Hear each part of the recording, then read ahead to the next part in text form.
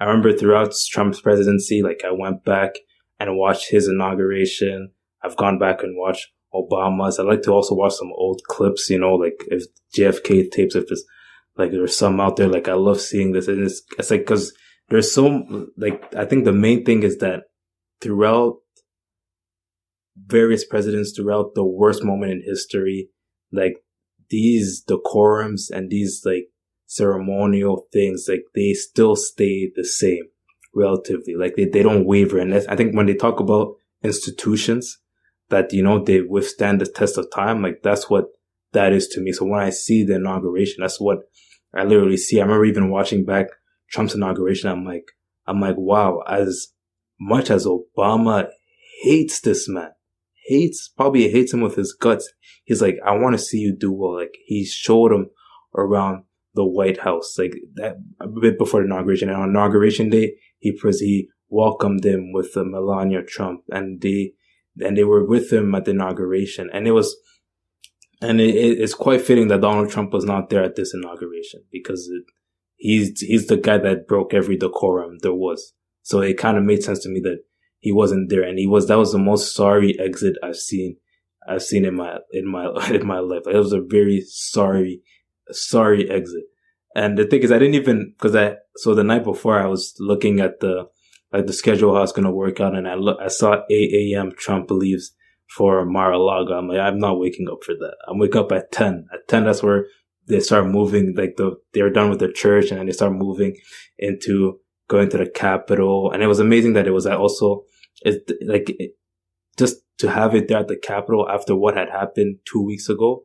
It was amazing. And I just want to read this passage from Sean Spicer's book because it's actually, for me, this is how I view like the White House and all these things. Like I love this passage. It was my favorite passage. But he goes like, there's somebody talking to Sean Spicer because Sean Spicer was about to leave the White House, and then White House staff had told him this.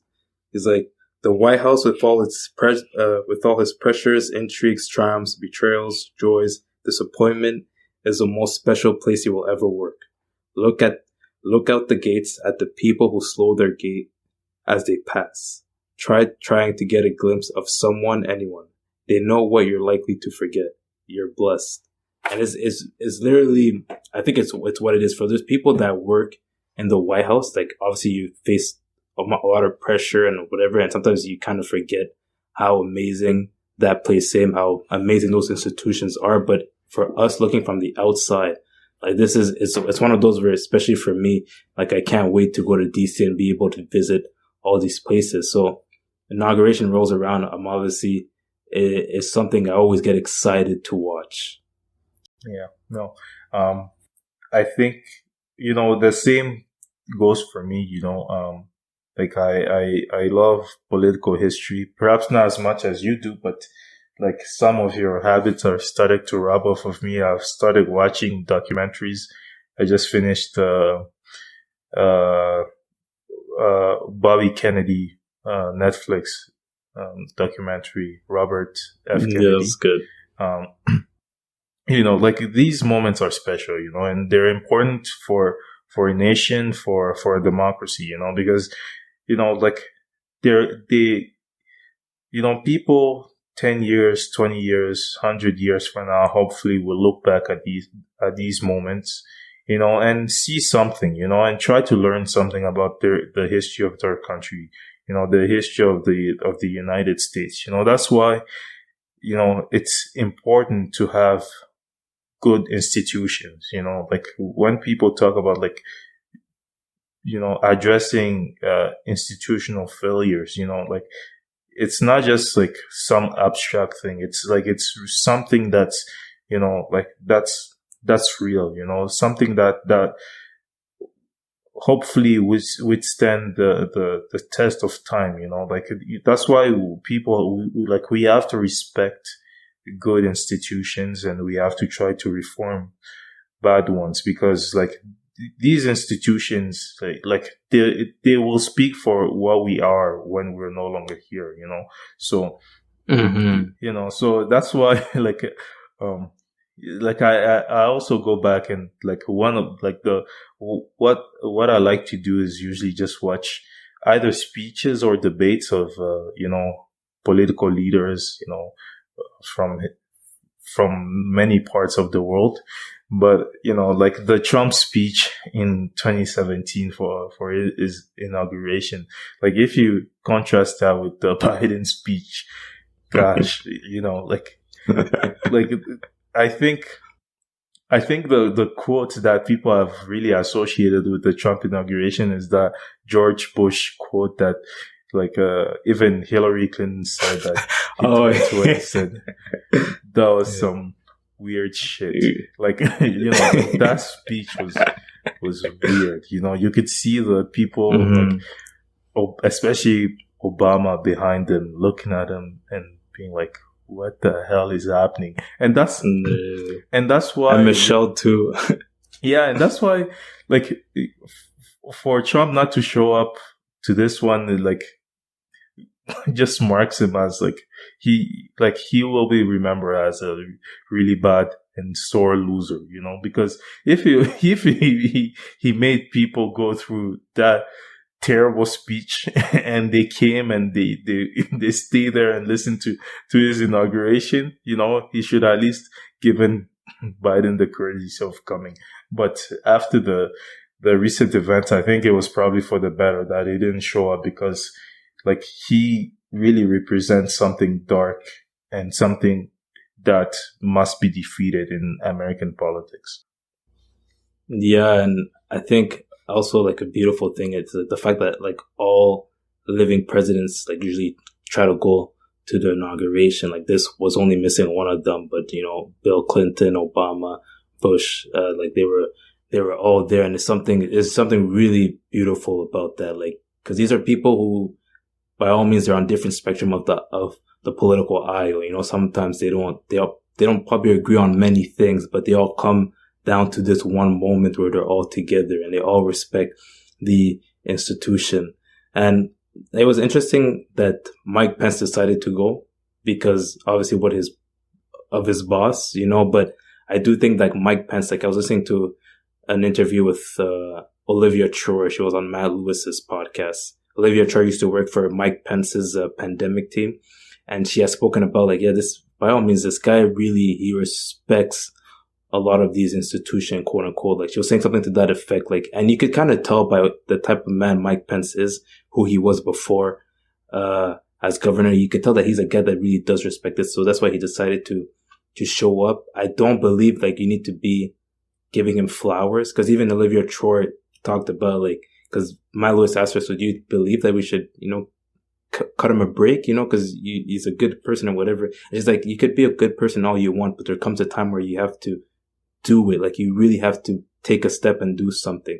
And for a long time, he just stayed silent. So silent is action in a way. So Mike Pence also, I believe you need to really look hard at what he did with enabling. But that aside, obviously great inauguration. I love seeing Eugene Goodman there, the Capitol Police officer who led the crowd away from the House chambers, because at that moment the House chambers was still there were still some representatives that were on the top balcony. They hadn't been evacuated yet. And at that time, Eugene Goodman led them the other way. So it was when I saw that news, I was so happy. I'm like, bro, this is amazing. Like so basically Eugene Goodman was tasked with escorting Kamala Harris throughout the day. And yeah, he was there, and it was a beautiful thing to see. And I would say also Biden's speech it was a lot of people talk about how this was one of the best speeches they've ever seen. Like for me personally, it was the best speech I've ever seen. Like not like in my lifetime. It was one of the great speeches. Like it just hit everything on the head. Like just the moment that we were in, the healing that needs to take place, but also a condemnation of white supremacy and all these things that led to the Capitol riots. He touched on everything that he needed to touch on. And, I loved how, somebody on TV was talking about how his speech was amazing. But at the same time, he also left all the poetry to, Amanda Gorman, because Amanda Gorman, her poetry was, that was so far. Like she had one bar where she was like, while we have our eyes on the future, history has its eyes on us. I'm like, yo, no, man, yo, that is a banger.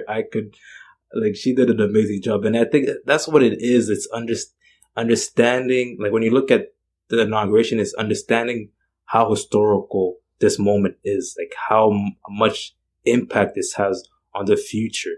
Like, yes, live in the moment, appreciate it, but also understand what this means, right? This is the ushering in of a new administration after going through 4 years of just, high tensions on both sides of the political aisle. So it's a beautiful thing to see, because I believe no matter who's in power and no matter who becomes president, the inauguration is a moment just to commemorate that, the democratic institution is still standing. No matter what, it's still standing. Joe Biden talked about, we're standing in front of the Capitol, and they're standing in front of the Capitol that was built during the Civil War. It's still standing. And then he just talks about, we're standing in front of the Capitol where a lot of people try to stop the women's suffrage movement. We're still standing. Like, throughout history, obviously you look at the moment that you're in and you're like, this is the worst moment that could ever be. Like, but at the end of the day, like, institutions still stand the test of time. And that's what was beautiful really about the inauguration.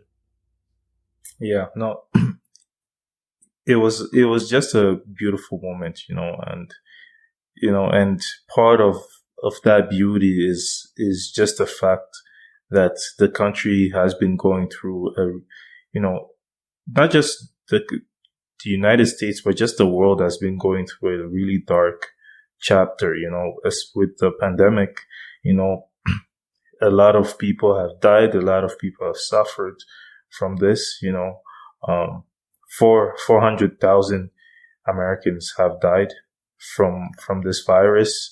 And and that's just not the only crisis that the country has been going through, like going back to the summer, there's a rallying cry against racism, as we saw